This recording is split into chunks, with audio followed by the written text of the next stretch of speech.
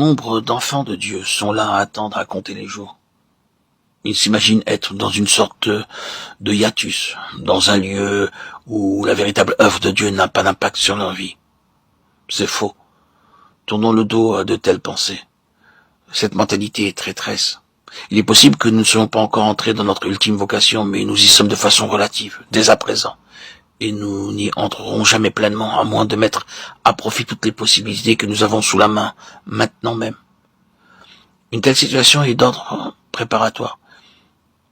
Si le Seigneur venait à nous disant, vois-tu, le temps actuel apparemment sans relief dans le caractère de l'œuvre est néanmoins prévu par moi pour te qualifier en vue d'une grande œuvre que j'ai en réserve, qui se déploiera au cours d'une année fixée d'avance, et au premier jour de cette année précise, tu t'engageras dans un vaste champ d'action.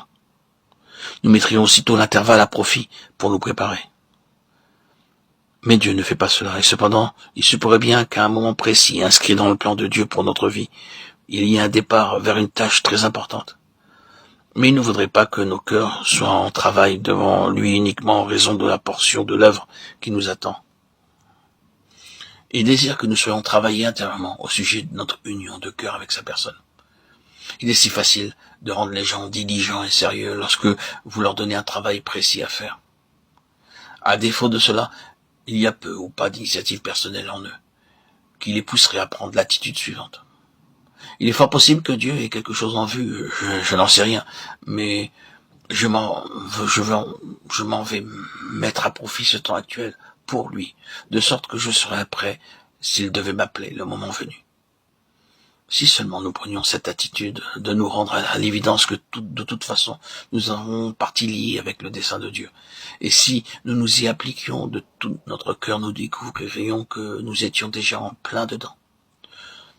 Notre présente situation est rattachée au dessein de Dieu par un lien très fort, et si nous suivions cette ligne, si nous prenions cette attitude, nous verrions affluer en nous des énergies par notre détermination à poursuivre cet objectif. Par manque de vision, le peuple s'en va en morceaux. Ce n'est qu'une autre expression pour dire que la perte ou l'absence de la conscience d'un dessein signifie une perte de puissance. Rien n'est plus destructeur d'énergie que la perte du sentiment d'être gouverné par un dessein. Rien n'est plus démoralisant que de perdre le sens d'un dessein bien défini.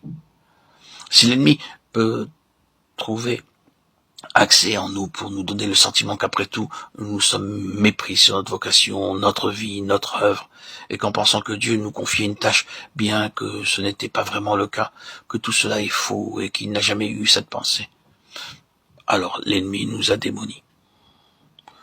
Nous voilà, faibles, impotents, démoralisés, incapables